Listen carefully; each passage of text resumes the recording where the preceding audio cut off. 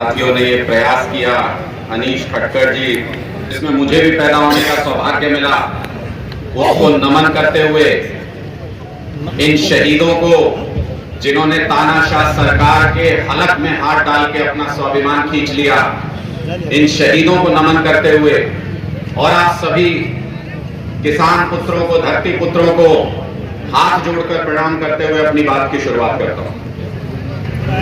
समझने की बात यह है कि हमारे साथ इंसाफ सिर्फ अभी नहीं हो रहा, हमारे साथ इंसाफ सिर्फ ये नाइंसाफी सिर्फ इस आंदोलन में नहीं हुई, आपके और हमारे साथ आम घरों के लोगों के साथ ये नाइंसाफी रोज होती है, हर रोज होती है।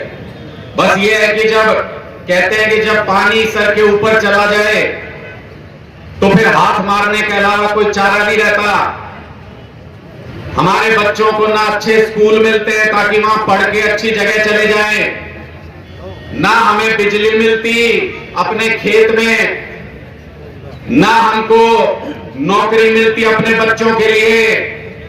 ये किसानों के बच्चे अपनी पूरी जिंदगी कुर्बान करना चाहते हैं, सीमा के ऊपर की जान देना चाहता हूं इस देश के लिए। ये सरकार कहती है कि 4 साल बाद रिटायर हो जाना। जब खाद मांगने जाओगे खाद नहीं मिलेगी, जब फसल का रेट मांगने जाओगे फसल का रेट नहीं मिलेगा, जब फसल खराब हो जाएगी तो मुआवजा नहीं मिलेगा। आपके साथ हर पल इंसाफ इस सरकार ने छीन लिया, आपसे नाइंसाफी होती रही हर पल और अभी भी होती है। लेकिन अगर कोई हमारी धरती के साथ खिलवाड़ करने का कोशिश करे, लेकिन अगर कोई स्वाभिमान के साथ खिलवाड़ करने की कोशिश करे तो फिर लड़ना जरूरी हो जाता है। और ये जो लड़ाई जिसकी आज याद में यहां पे बैठे हैं, ये लड़ाई भी ऐसी ही लड़ाई थी। आपसे आपकी जमीन छीनना चाहते थे, आपका स्वाभिमान छीनना चाहते थे। कहते हैं कि स्वाभिमान पे आ जाए तो टकराना जरूरी है, जो जिंदा हो तो जिंदा नजर आना जरूरी है। ये वही लड़ाई थी। ये 19 शहीदों के लिए आज यहां पर हम इनको नमन करते हुए एक श्रद्धांजलि स्थल बना रहे हैं, इनको याद करें, इनकी कहानियां सुनाई जा सके। लेकिन मैं चाहता हूं एक ऐसा दिन आए, एक ऐसी सरकार आए जो 700 शहीद हुए इस आंदोलन के अंदर, उनके गांव में, उनकी जगहों पे उनको भी इसी तरीके से श्रद्धांजलि दी जा सके, श्रद्धांजलि स्थल बनाए जा सके, ताकि इतिहास बन जाए ये कुर्बानी जो इन लोगों ने दी। और किस लिए कुर्बानी दी?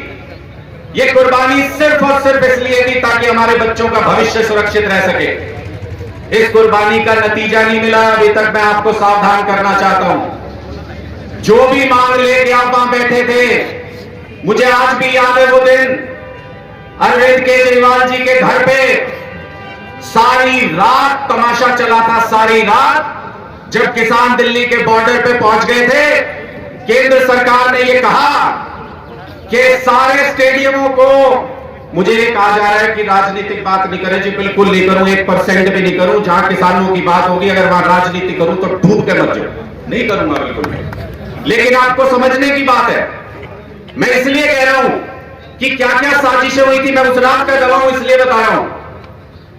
उस रात को केंद्र सरकार की तरफ से यह कहा गया तारी सरकार भंग कर देंगे, तुम आगे सरकार नहीं चला पाओगे एक दिन के लिए भी। तो किसी को तो आज भी स्टैंड ले रहे हैं ना, किसी को तो स्टैंड लेना था। केजरीवाल जी ने कहा था चाहे फांसी दे दे, ये कलम तोड़ दी, साइन नहीं करूंगा इस फाइल के ऊपर जिसको कह रहे हैं स्टेडियमों को जेल बना दो। मैंने इसलिए इस बात का जिक्र किया, आप ये मत समझना मैं राजनीति कर रहा हूं, अपनी पार्टी की बात कर रहा हूं।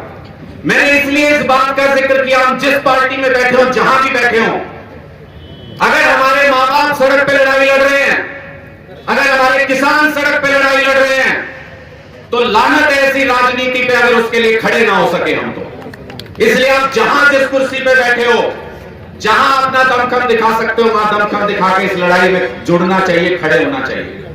मैं इसलिए ये सारी बातें कह रहा हूं और अपनी वाणी को विराम दूंगा एक आखिरी बात कह के, ये लड़ाई अभी खत्म नहीं हुई है, ये लड़ाई अभी और आगे जाएगी और बहुत दूर तक जाएगी।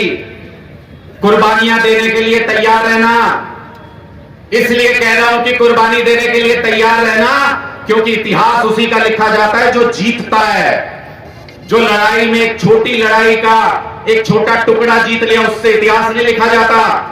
जब इस तानाशाही सरकार को पटक दोगे, पलट दोगे, तब आपका इतिहास सुनहरे अक्षरों में लिखा जाएगा, उसके बिना नहीं लिखा जा सकता। इसलिए इस लड़ाई को आगे बढ़ाने में, अपने हक को, अपने स्वाभिमान को बचाने में आप सबसे गुजारिश करता हूं कि तन मन धन से, पूरी ताकत से इस लड़ाई को लड़ना है। मेरी जहां जरूरत होगी, मैं भी किसान परिवार से आता हूं, मेरी जहां जरूरत होगी, सीने पे बंदूक भी लगी होगी तो 1 इंच कदम पीछे नहीं हटेगा। मैं आज आपके बीच में ये वादा करके जा रहा हूं।